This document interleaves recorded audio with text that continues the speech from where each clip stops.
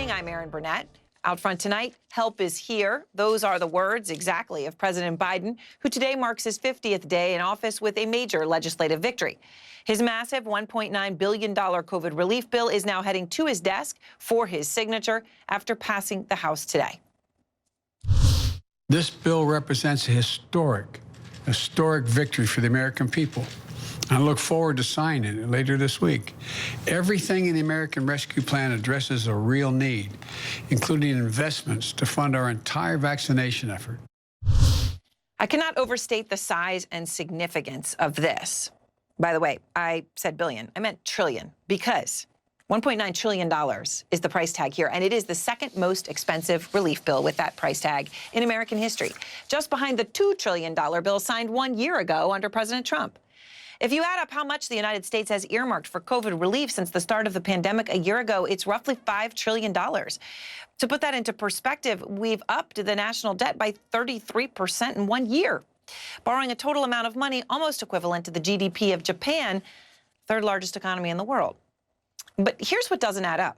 Last year, Republicans overwhelmingly voted for what was and is the most expensive bill in history. No problem with it then.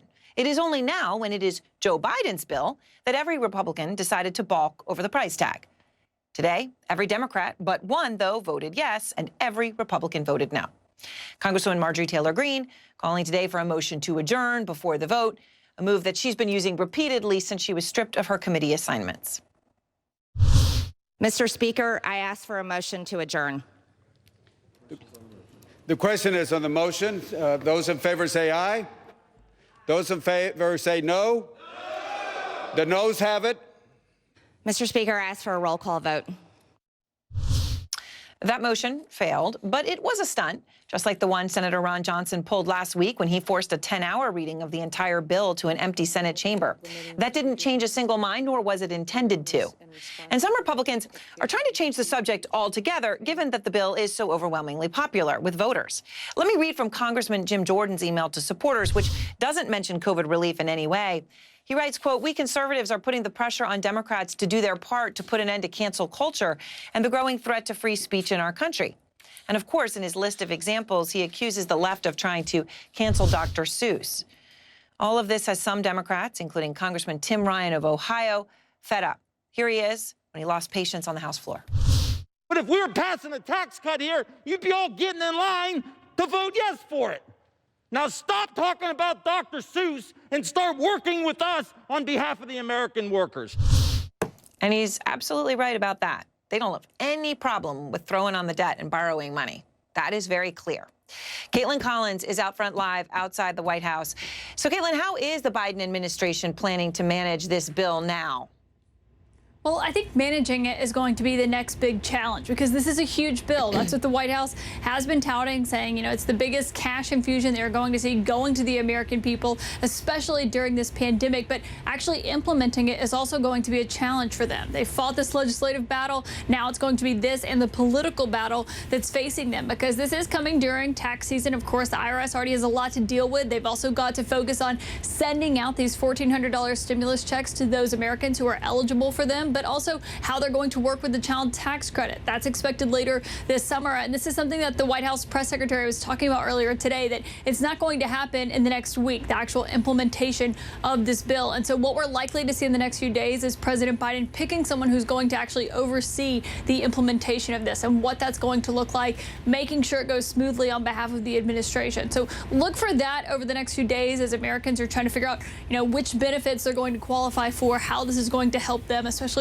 the lower and middle income Americans that you're going to see from this. But Aaron, I think the next big thing for President Biden is selling it. And so over the next 2 weeks, starting on Tuesday when he goes to Pennsylvania, he is going to be pitching this bill to voters to make sure that it has that popularity that we saw come out in the CNN poll today. It said about 61% of Americans actually favor this bill. That's what they're using to say they can't believe any Republicans did not vote for it, as you were just pointing to and what Tim Ryan was saying there.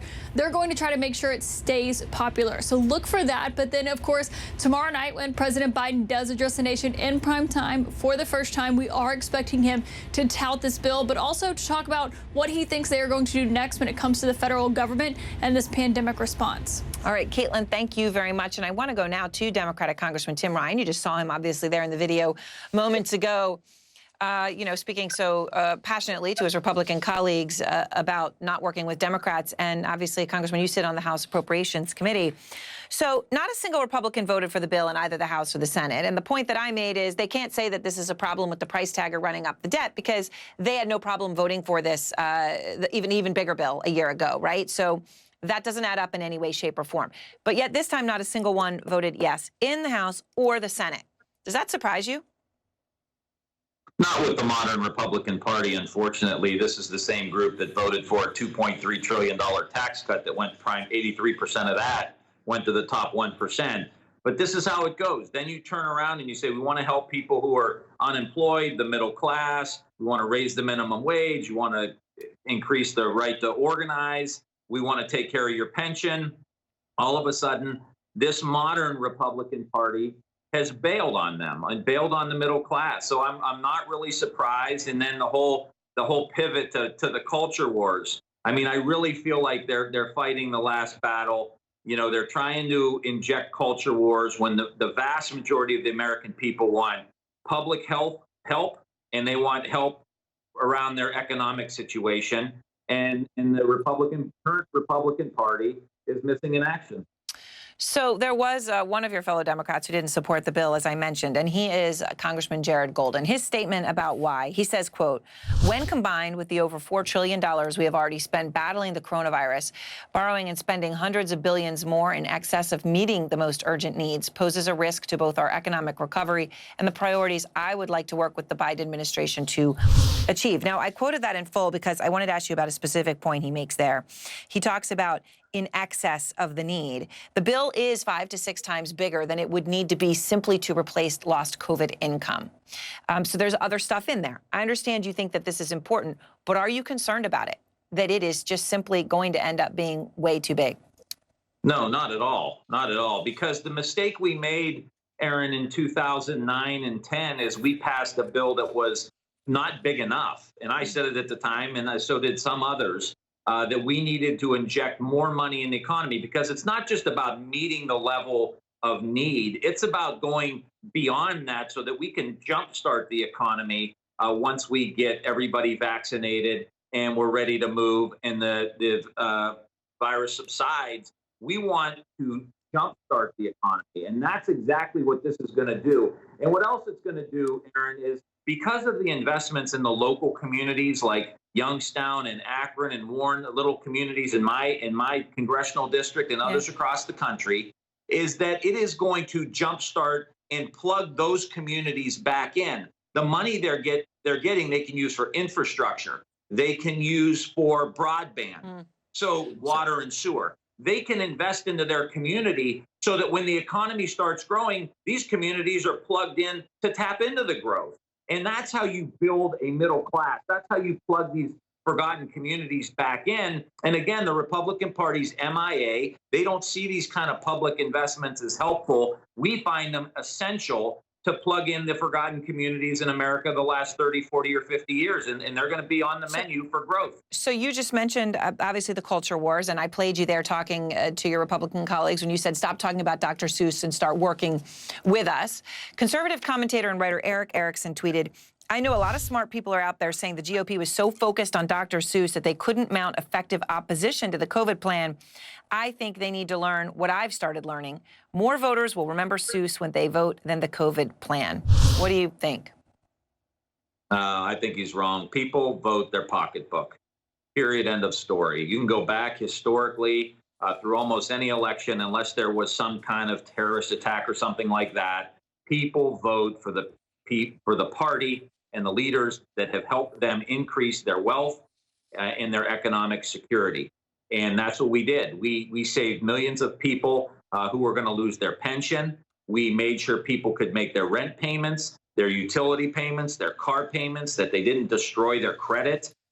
So, the $1,400 check. I mean, this bill is this popular already, and no one's gotten a nickel from it.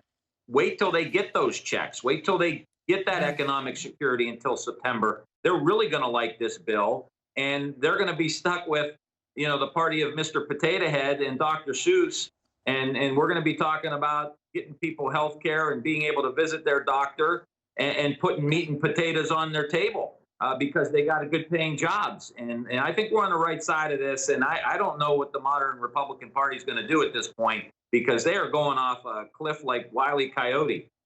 Thank you very much. I appreciate your time, Congressman.